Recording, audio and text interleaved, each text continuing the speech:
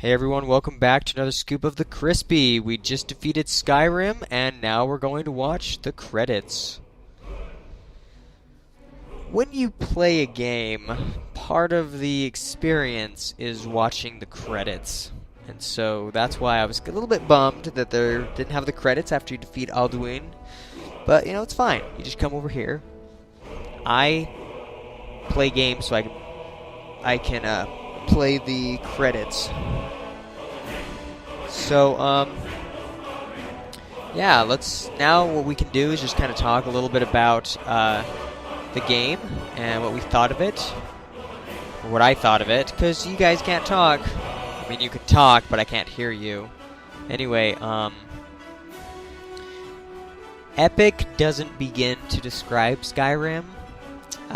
It is huge. There's so much to see and so much to do. Like, scratching the surface, I barely scratched the surface. There's so much more to do. There's so many things to do. And so I just thought that people were like, oh, you don't play Skyrim that way. You beat everything. That's how you play Skyrim. People do their own thing. I don't have time to do everything in Skyrim. What do I want to do? Do everything in Skyrim or beat 15 games? Well, I got ink on my hand. Where did that come from? Anyway, so yeah, but I thoroughly enjoyed it. There's some awesome moments in it. And it's all about the journey, not the end.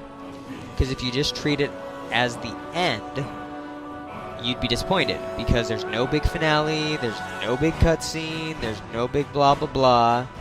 But the journey itself, there are some really cool moments. So you just take it for what it is. Christopher Plummer was Argeir?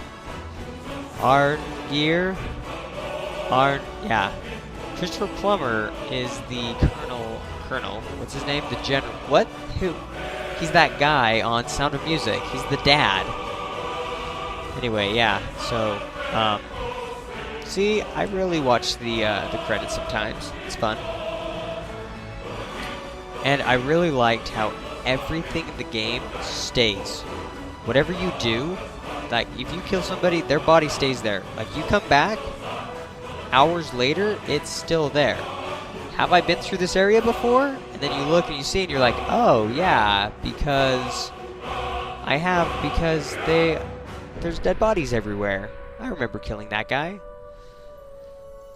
So that's what I really like about it. And, your horse permanently dies, just so everybody knows. You have to buy a new horse if it dies. That made me sad. And, yeah, so the ability to control the conversation and being able to talk, you really feel like you're talking and have an effect on whether or not people do what you say. So that's pretty cool. I never fought any mammoths or giants because those were dangerous and I wasn't powered up enough. What else? Does anybody have any questions, comments, concerns? If you do, leave them below. If they're offensive, I will delete them. Just kidding. But anyway, I mean, no, I'm kidding, but yeah, whatever. Let me think. What else? I like how whatever you do, that's what levels you up. You use more two-handed weapons, you get better at two hands. Get better at bow and arrow, you use the bow and arrow, and so on and so forth. What was really cool is when I was walking through one of the towns, and the guy said, "Hey, you're doing good with you have two hands and you use them to battle. You're doing like." He was impressed with my two-handed weapons. And I was like, how did you know? What? I mean, he's reading my stats, yeah, blah, blah, blah. But it was cool that he commented on it. And if I was really good at bow and arrow, he'd say, hey, you're a good bow and arrowist. Archer. You're a good archerer.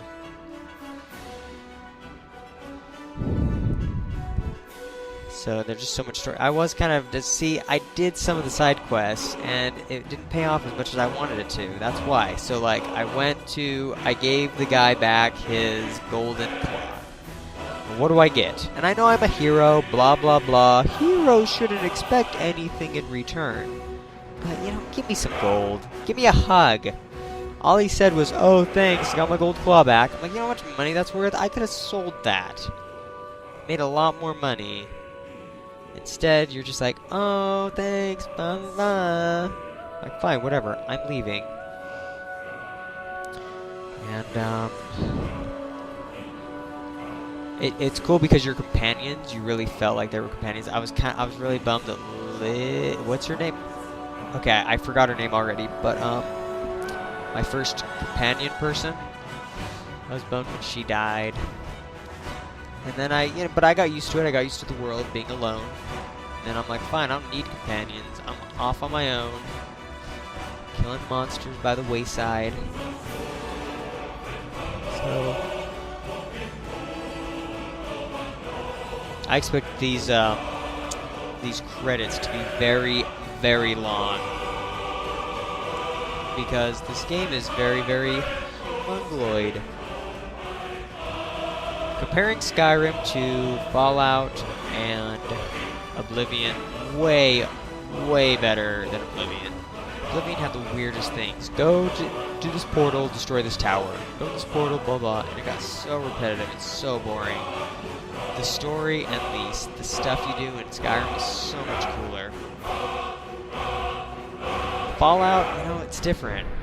They each have their own thing. If you're into guns and shooting and stuff, Fallout's more... But even then, the VAT system is more intuitive, and it's not a shooter. It's a VATer. So, that is that.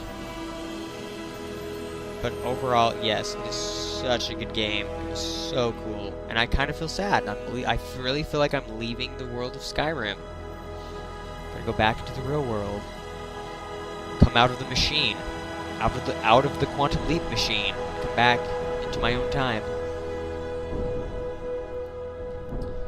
Just enjoy the music.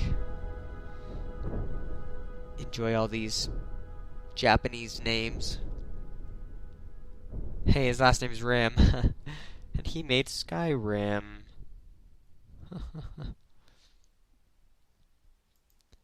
Yep.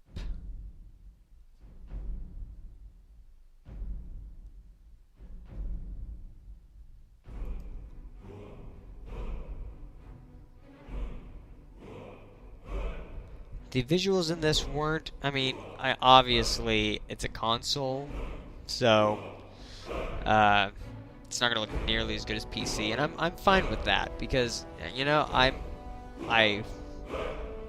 understand that if I want to play it on a console, I get less visuals, maybe more glitches, load times that are longer, maybe corruption. PS3 has that crazy weird thing, if you play too long, it starts to slow down and basically crashes and you can't play your game ever.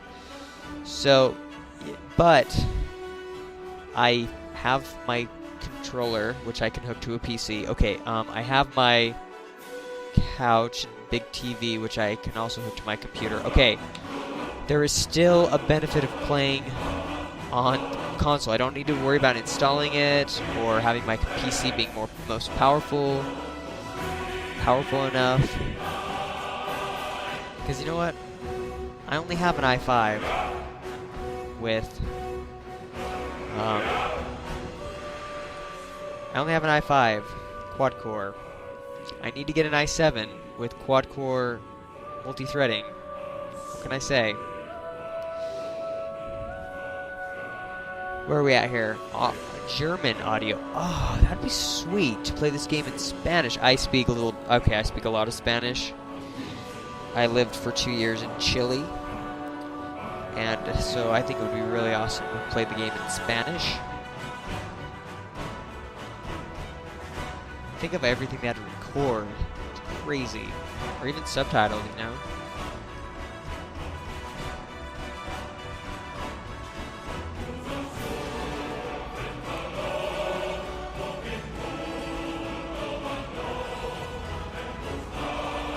Oh, here's all the actors. Did they mocap this game? Did they? I don't know.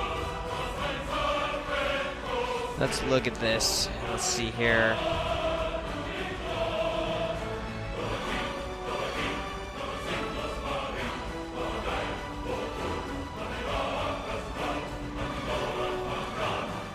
Just enjoy the music.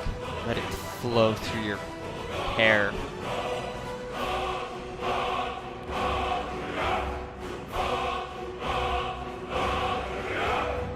Legal. The Elder Scrolls is trademarked and copyrighted by Bathsheba Softwares, LLC, a ZeniMax Media Company. Elder Scrolls V Skyrim. ElderScrolls.com.